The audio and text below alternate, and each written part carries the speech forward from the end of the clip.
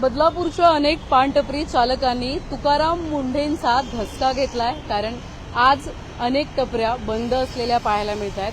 काल उशिरा रात्री आपण बघितलं तर एफडीएनं कारवाई केली. बदलापूर पश्चिम पोलिसांना सोबत घेऊन ही कारवाई करण्यात आली आणि 2 टपऱ्यांवरती ही कारवाई करण्यात आली. सध्या ज्या टपरी समोर आपण आहोत, बस स्टॉप लगत ही टपरी आहे, त्या ठिकाणी सुद्धा कारवाई करण्यात आली आहे आणि आपण बघत असाल तर टाळं ठोकण्यात आलेलं आहे या टपरीला.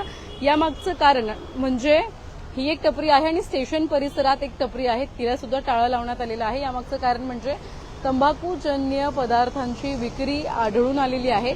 तब्बल या ठिकाणी धाड टाकल्यानंतर 5,500चा मुद्देमाल जो आहे तो या ठिकाणी जप्त करण्यात आलेला आहे आणि संबंधितांना एकंदरीत सूचना ज्या आहेत त्या सुद्धा देण्यात आलेल्या आहेत.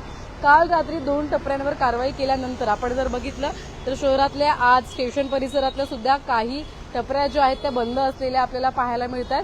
ही कारवाई होत असताना आपण जर बघितलं, ज्यावेळी अन्न व औषध प्रशासन जे आहे त्याचं आयुक्तपद जे आहे ते तुकाराम मुंढे यांनी जेव्हापासून स्वीकारलं तेव्हापासून कारवाईला चांगलाच वेग आलेला आपल्याला पाहायला मिळाला.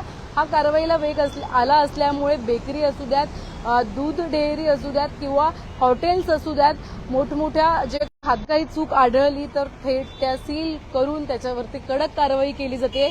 एवढंच नाही तर औषधासंदर्भात सुद्धा जे काही मेडिकल्स असू द्यात, आपण बघितलं तर या ठिकाणी रक्तपेढ्या असू द्यात, बदलापूर शहरात सुद्धा मोठी कारवाई रक्तपेढ्यांवरती झाली होती आणि ही कारवाई फक्त बदलापूर नाही तर संपूर्ण सगळीकडे संपूर्ण महाराष्ट्रभर सुरू असलेली आपल्याला पाहायला मिळते. सर्वत्र त्यांची यंत्रणा आता काम करायला लागलेली आहे आणि धडक कारवाई या ठिकाणी सुरू आहे. सध्या आपण ज्या टपरीसमोर आहोत त्या टपरीला काल रात्रीच एफडीएच्या अधिकारी होत्या, त्या अधिकाऱ्यांनी येऊन टाळं ठोकलेलं आहे आणि टाळं ठोकल्यानंतर इतरही टपऱ्यांवर तंबाखूजन्य पदार्थांची विक्री केली जाते का त्याची पाहणी आता रोज सुरू असणार आहे. विविध डेअरी असू द्यात त्याची सुद्धा पाहणी केली जाणार आहे आणि एफडीएचं चांगलंच लक्ष बदलापूर शहरात असलेलं पाहायला मिळतं, कारण की मोठी कारवाई म्हणजे पहिली माया ब्लड बँक, नंतर फ्लिपकार्ट मिनिट्स, नंतर आता बघत असाल तर काही टपऱ्या, अशा मोठमोठ्या कारवाया आता एफडीएच्या माध्यमातून होताना आपल्याला बघायला मिळतात. या संदर्भातले पुढचे अपडेट आपण घेत राहू. तुर्तास इथेच थांबतोय. व्हिडिओ जर्नलिस्ट साहिल काळेसह श्रद्धा ठोंबरे, न्यूज 1 मराठी, बदलापूर.